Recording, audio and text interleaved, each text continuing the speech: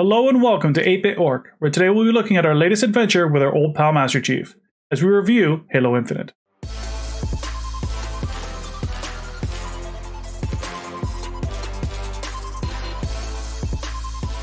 Halo Infinite is a game that's been long anticipated.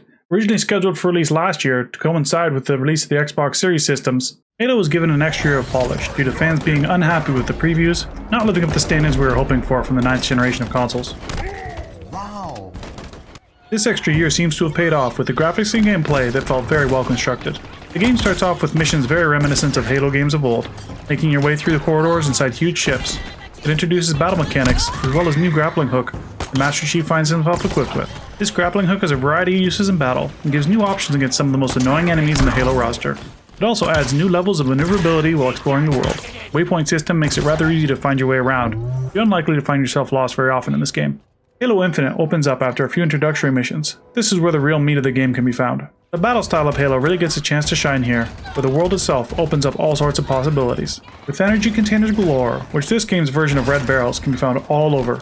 Chain reactions and explosions are fun to play around with, although it's not always predictable. I did manage to kill myself more than once, so try to be careful. You have a variety of missions available that open up in each zone as you progress through the game. These zones and the missions available are revealed as you clear and take over forward operating bases, also called FOBs for short. Some of the missions you can unlock lead to rescuing captured Marines, as well as notable foes, with weapons you can unlock by defeating them. These weapons are mostly enhanced versions of conventional weapons found in the game, but adds a nice punch. As you earn Valor for completing missions, you unlock the ability to call down vehicles and weapons from your forward operating base.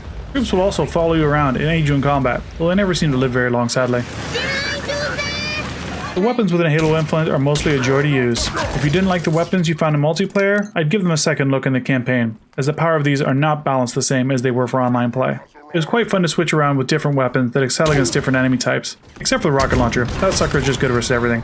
Depending on your playstyle, you may find different people preferring very different weapons.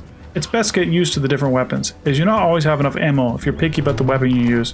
However, if you learn to be proficient with a variety of weapons, you won't often find yourself lacking in firepower. Halo has hidden Spartan cores which can be found all over the world, which can be used to upgrade your abilities. Improving your shields really is the must-have, but the other options are useful as well. This system adds a little bit of an RPG element to Halo, as you choose your skill tree to advance, but nothing too overbearing for the FPS purists out there.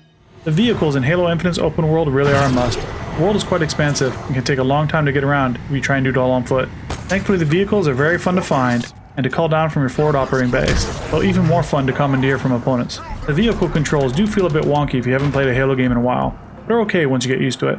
The vehicles have unlimited ammo, which is useful clearing out larger bases, which seem to have swarms of enemies that can easily become overbearing. The vehicles do often feel a bit overpowered, able to take what seems like endless small arms fire. However, the use of these vehicles will only get you so far, as many of the story missions take place inside and won't allow you to bring your tank along. The world you'll be traveling through looked great, though it does tend to seem a bit repetitive.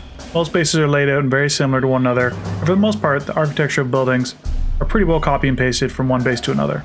I still had a lot of fun clearing out these bases, but it honestly didn't feel much different whether it was the first one or the last one. There are a few cool different looking landmarks that you'll discover, but mostly this is barren grass and rock that tend to blend into one bland landscape. While zooming around the world of Halo, I did have a few stalls where my screen would freeze. The game would start back up after a couple seconds, and it would say that it saved. That only seemed to be happening when I was moving fast. I guess the game just couldn't keep up with me. For those familiar with the Halo series, most of the enemies you face will be expected, from the cowardly grunts to the menacing brutes. However, once you become accustomed to the variety of enemies in Halo, it does feel a bit repetitive, especially in the open world, where it often feels like the packs of opponents you run into were created by a random number generator. When facing large packs of enemies, you'll be required to keep moving or become overwhelmed. You do have a variety of other equipment options available to you, such as a shield generator and radar, but the grappling hook just seems so much more useful than the others that I found myself keeping it almost exclusively equipped. I found switching a bit cumbersome to do during battle. This is especially true during boss battles. These enemies can take a real beating and kill you fast if you stay still for too long.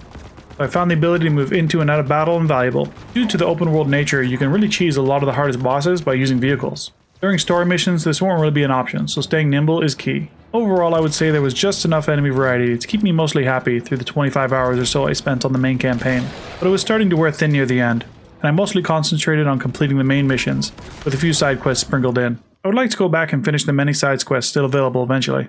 After blasting through the game, I do feel like the fights are feeling a bit played out at this point, so hopefully a small break will reinvigorate me.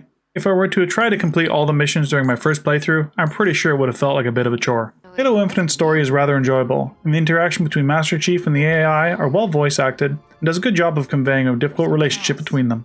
Although I did find the mouth movement a bit jolting, maybe a bit uncanny valley, but this can be excused as she's supposed to be an AI anyway, so. The pilot, who's the only real human being involved in this story, I found quite relatable. Being a man who can't understand why Master Chief is on this crazy mission which seems impossible and just wants to leave. Are you kidding me? Why would we go down there? The Banished plan to wipe us out. All of us. And what? You think we can stop them on our own? This gives Master Chief an opportunity to justify his behavior, and the motion capture does a great job of showing the emotions felt by this pilot character. My favorite performance comes from the big baddie, Isgerium? I think that's about it. The voice acting is well done and continues to taunt Master Chief from beginning to end. Something better. The Master Chief returns. Making the inevitable showdown one I was looking forward to. One thing I sorely miss is co-op. This game really does feel like it would be perfectly suited to have another friend in a suit. This feature is supposed to be coming later in a patch, but I really wish it was something they could have done for right now, as nothing's worse than driving a Warthog without a gunner. I really do think this is a great step in a new direction. I'm really excited to see where 343 Studios takes Halo next. Now that they've laid the groundwork, I could really see a bright future for Halo in this new direction. This version, however, does feel a bit incomplete, and I would have liked to have seen more overall variety in environments, missions, and more new enemies. Despite this, overall I really like the Halo Infinite campaign. It was great to be able to experience Halo as an open world. I have a lot more exploring I can still do after finishing the main story. For my final score, I'm rating Halo Infinite an 8 out of 10.